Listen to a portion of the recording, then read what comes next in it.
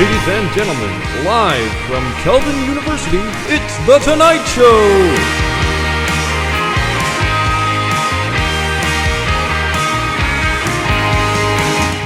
Welcome to The Tonight Show. I am your host, Jack Droppers. We have a very special show for you all tonight. President Leroy is here, and we will have a musical performance from Cameron Blake. Now, before we get into the news, let's discuss the elephant in the room. And the donkey in the room, because Calvin wants us to have equal representation. Tonight's show was filmed on Monday afternoon, meaning that by the time this airs, we will be in the midst of Election Day updates. Now, we don't know how this election will pan out, and it's likely, even if you're watching this live at 9 p.m., you don't know either, even if one of the candidates does declare victory by now. However, one thing that we do know for sure is that next week's Tonight Show will be live in the Covenant Fine Arts Center here at Calvin University. So if you're a Calvin student, grab a ticket in the link below and join us in the CFAC auditorium at 8 p.m. Everyone else, tune in at 8:30 p.m. for our first ever live show. Now, let's get to the news. So this is a true story. A Russian oligarch who's nicknamed the Sausage King was recently murdered in a sauna with a crossbow. And yeah, they already checked, and Professor Plum's alibi holds up. In other news, recently an intoxicated North Carolina pastor was arrested for urinating on a fellow passenger in a Delta flight to Detroit. When asked to comment, the airline said, "Now please stop complaining about the lack of in-flight entertainment." In all seriousness, if you're a Christian leader who's just exhausted from having to rewrite your denominational bylaws for the 400th week in a row because Yahoo's like, I don't know, Reverend Golden Shower over here keeps doing more and more stupid stuff, here's an official Tonight Show recommendation. Just ordain more women. Moving on. While many teachers are teaching from home this semester, one Californian PE teacher is having to teach wrestling from a local Starbucks after his internet went out at home. Starbucks HRs are now having to explain the difference between a half calf and a half Nelson. And yes, that is the joke that our writing team said truly exemplifies the type of humor you can expect from our show.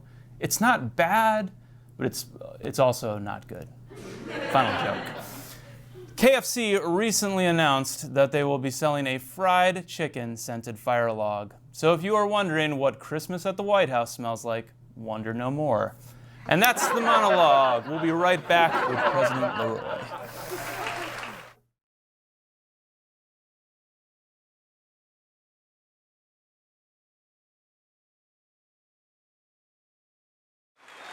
All right, welcome back. We are blessed to have the opportunity to sit down with the most important man on campus. I don't know about that. The most powerful man on campus, President Leroy. And we are doing something that we haven't done before on this show because of rapid COVID cases and the increase of them. And we're going to put our masks on for this interview together, which is a brave thing for you to do, to put whatever... You can't tell what I'm saying right now if they turn the audio off, so you are very much so trusting a 19-year-old Calvin student to not make you say, "You're giving me a huge raise," or something like that. Right, I know, I'm at your mercy. There you go. But I was anyway, so yeah. So I want to talk about, so this is airing tomorrow on Election Day, and I want to talk a little bit about navigating that. But first, I got to know about your bonsai tree. Oh, yeah. So this is the thing I've heard is that you are, or attempted at least, to grow your own bonsai tree. What was that like? What got you into that? Yeah. Do you know, I grew up in a little island in the Puget Sound near Seattle, and there was a fairly sizable Japanese American community, and I had some friends, and they had in their family homes some different gardens and also bonsai trees there. So I became interested in them as a kid, but I never did anything. I never tried to do it. And then, the Frederick Meyer Garden, which I think is fantastic here in the community, has a Japanese garden that opened a few years ago. And we were there with my son and daughter-in-law a couple of years, maybe a year and a half ago. Time, it's hard to keep track of at these these days. But anyway, I was way into the bonsai trees, and so at Christmas I got this little package, this box that was a kit to grow your own bonsai trees, and it came with like 6 seeds, black pine seeds, and so then I set it aside like you do with Christmas presents, and you think, well, I'll do this at some point, and then COVID, the lockdown came, and and I was really bummed about that because it just changed everything, and suddenly this place was like a ghost town, and so you're in a house rattling around, and you think, well, maybe I should get going on this, and I realized you have, but it's still a long process. Yeah. So it requires that you soak the seeds in water, and then you stratify them. So it means putting them in the fridge for 60 days, and then you take them out. And this is going to ruin your ratings. Me talking about my bonsai hobby. There you go. But then I planted them in April, and I was all excited, and a bunch of them came up, and we're doing well. I think about 5 of them, and so I have a little picture of me taking them on a trip in July. So I was all excited. They went with us, and then in July they just died. And they all got root rot. So let that be a lesson to you. There you go. And anyway, so now, but I've got more seeds. I'm trying it again. I actually bought a little bit more mature. I'm used to working with more mature people. So so Calvin students being an example. And so I bought these more mature trees, and I'm kind of messing around with them. And then not this past weekend, the weekend before, we had a little Japanese maple outside, and it had not been trimmed in a number of years, and so I was outside trimming that tree, and it brought me a lot of joy. So there you go. Anyway, it's a new hobby. I have yet to demonstrate any success, but it's part of what I do now, to get my mind off of things and relax a little bit. So speaking of what happens within the walls of DeWitt Manor. Yeah. I'm going to assume that you live there. When I was in college, we always assumed that the president didn't actually live in the house. But. Yeah, no, you can ask. There were several students that dropped by on Saturday night, Halloween. Again, there you go. And you threw candy out the door. No, I opened the door. I was wearing my sweatpants, and I really scared them. So sight nobody wants to see. And but I brought out some candy, and I was there. So when you're in the house, because I'm the director of the SAO, I got to ask. Yeah, of course. What music are you listening to in there, and how do you listen to it? Yeah. What's the sound system like in DeWitt Manor? Ooh, yeah. Okay, so there's several different options, but we have a Bose kind of thing that's in the kitchen, but then there's also a system that connects to little speakers in the rooms, so that when we have events, we can have like Handel's Water Music in the background or something like that. I would say that my wife for sure is the most well-informed about music and most diverse, the broadest interests. Although my daughter is a close competitor. She lives there now too. She just graduated from college and is living there. So from them, it's like Avett Brothers,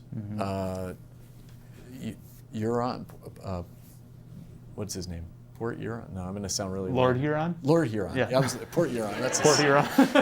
yeah, we're listening to that. It's really just waves. And my daughter likes Chance the Rapper. Just hearing from the Hamilton musical, and then for me, it's more. I was cooking this Saturday, so I was listening to Dire Straits, Santana. Stuff from my era, and Los Lonely Boys, Great Big Sea. So I'm time bound. They're much more, flexible across. I heard someone say the other day that, I think it was actually Jerry Seinfeld said the other day, that men's fashion is stuck in the last great year of their life, and I think the same is true with music. I totally think that's true. The last like time when we were cool is what the music we still listen to. Because I That's right. find myself still listening to music that came out a decade ago Yeah. over and over again. Not to say that I was cool a decade ago. Like Weezer and stuff. Like Weezer, like I'm trying to think of who came on the radio. I'm like, you guys know these guys, right? Yeah. Like in a car with, nobody knew. Nobody knew. Yeah. Yeah. No, I think that's really true. It's too much work. Yeah. You get older, it's harder. Yeah. It's, yeah, and I think you're right.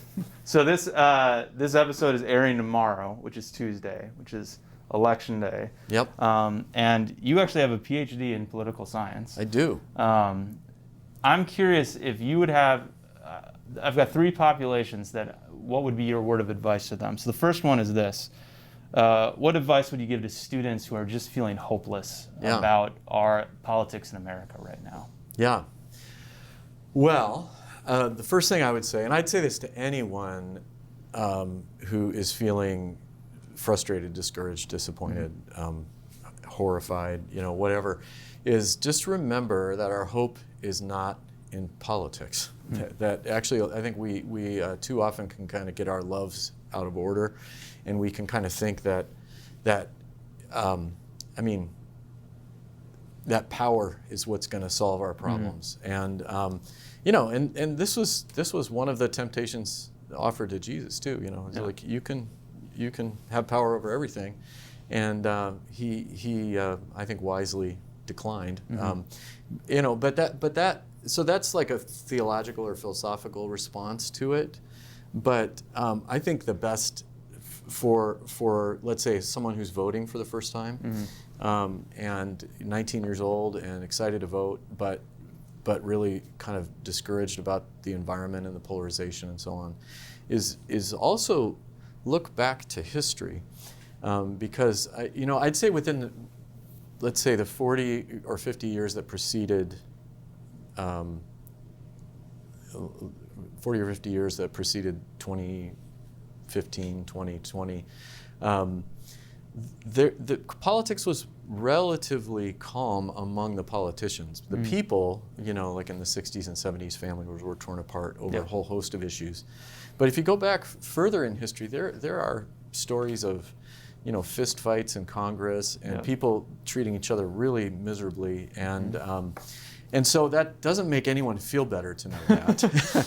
But I think that we can kind of become chronologically arrogant, or I think C.S. Lewis called it chronological snobbery, where we believe that actually the moment that we're living in is the most important, the worst as far as whatever, sort of unprecedented, and sometimes we're right. But a lot of times we just are less aware of what happened before. Yeah. So yeah. What advice would you give to a student who maybe is new to Calvin or is living with or in community with people who just have vastly different opinions than them? What advice would you give them on how to navigate that? Yeah, I don't think it's wise to ever lead into a relationship on the basis of politics. Unless you're really eager to be alienated. You're not. I don't know if that's ever a good idea. But I would say view it as an opportunity to build a relationship with those people on a different foundation. So find something that you guys do enjoy together. And sometimes there's just not a lot in common, and that's not the end of the world either. But I do think that some of the relationships that I value most are with. I respect the person. I respect their integrity. I respect their wisdom and their perspective on things. And in the course of a relationship, you come to find that they think differently than I do about politics or about religion or about any number of other issues. But I view that as an occasion to really learn, because we all like to characterize people or make a caricature of them in the absence of knowledge, in the absence of a relationship.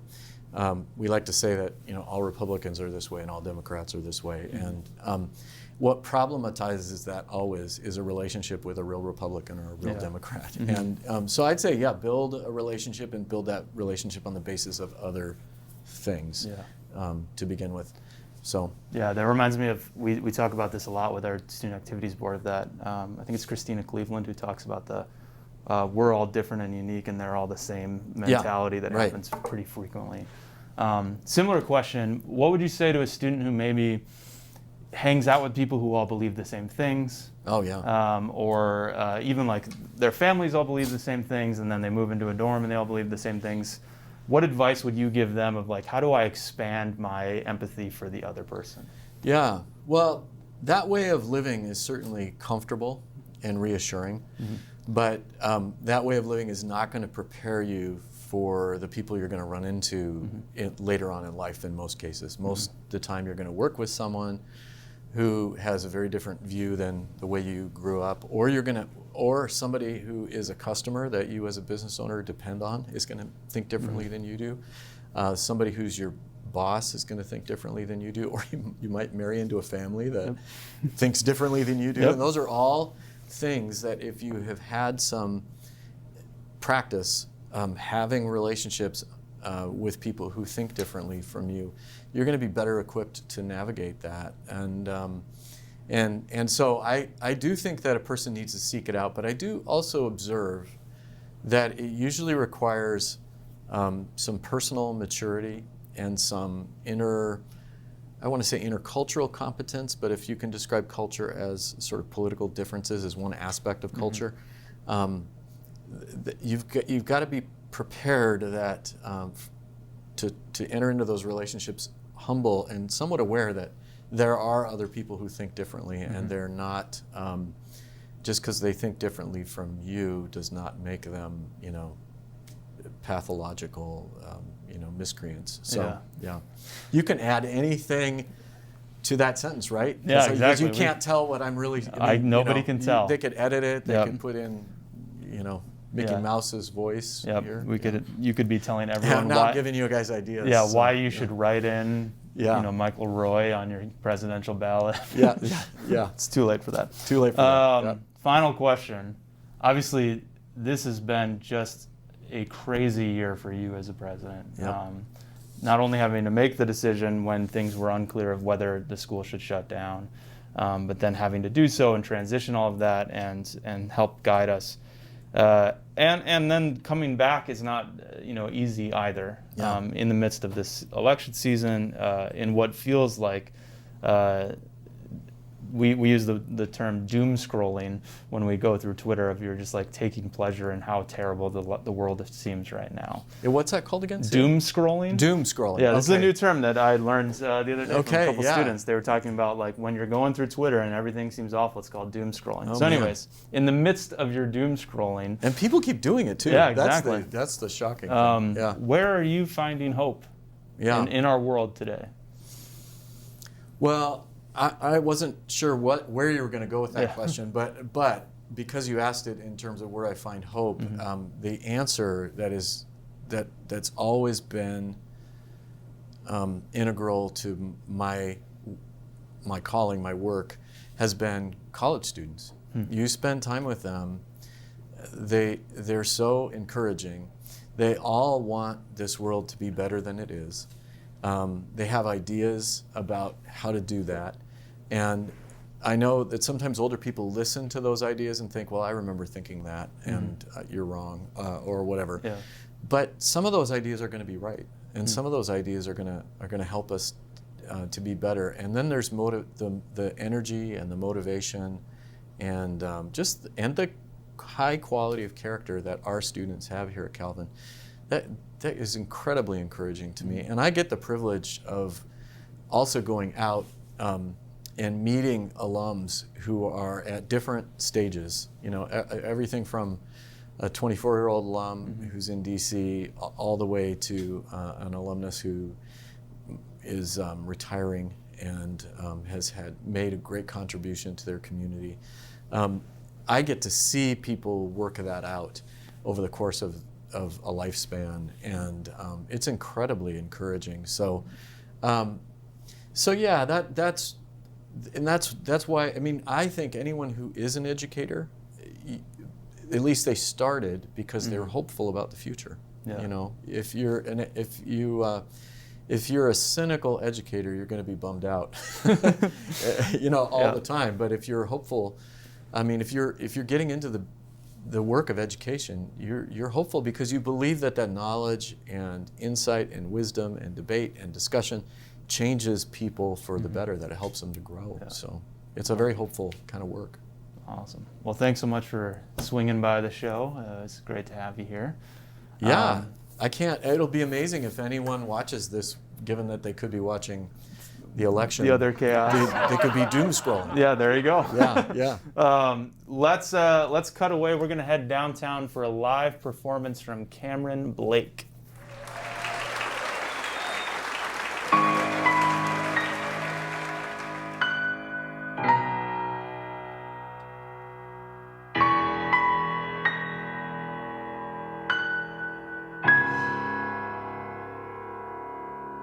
I remember who you were, from standing in the dance hall light. I've remembered you for 30 years, God. It's been 30 years and better since we met that night. We were just boys, not men then. I remember when we still believed that friends make better enemies. And you clicked your heels, turned and walked away from me. Meet Jane. She's the girl I was talking about. She's vain and young enough to cover up your birthday like a powder puff. You've changed, but the years remain. Are you still living on your parents' dime, on your chain?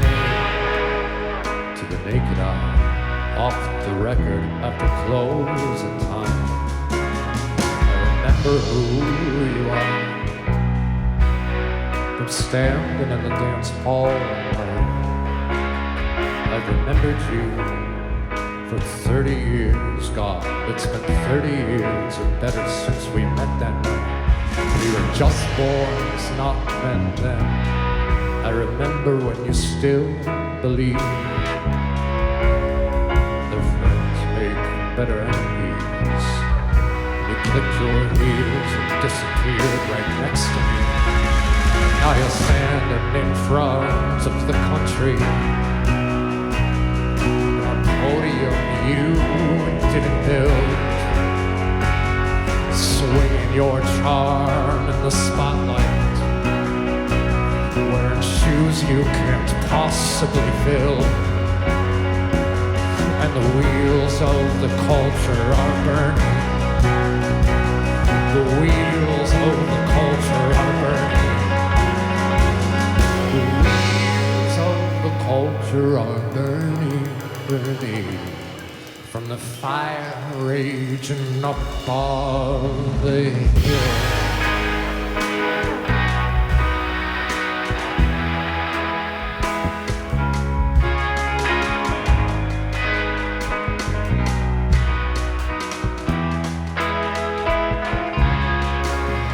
The perfected man out in California, 'cause everyone looks like James Dean. I'm out here reading Charles Bukowski and thinking about democracy. Hollywood secedes from the Union and commissions a king and her queen. And the pawns and the bishops read the Bible like textbooks to try to figure out what it all means. And Ferdinand still smelling roses as the matador's down on his knees, begging for peace in the valley from the stingers and roar of the bees. Now you're standing in front of the country in a theater that you didn't fill, watching your bodyguard searching all the purses and book bags and belts, and the wheels of the culture are burning.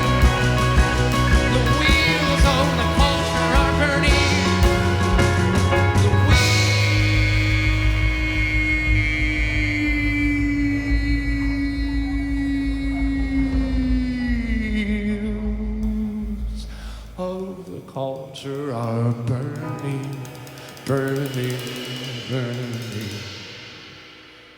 from the fire raging upon the hill.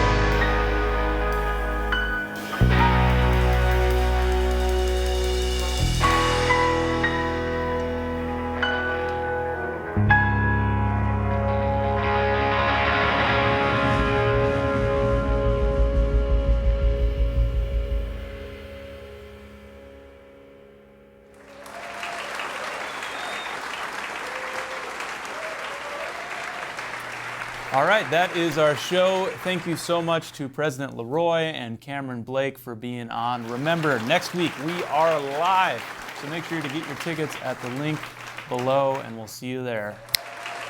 Good night. And Megamind. 10-year anniversary of Megamind. Does it make me sound old when I say Megamind? I remember the first time that I went to Taco Bell with somebody who was older than me, and they said, "Oh, are we going to the Taco Bell?"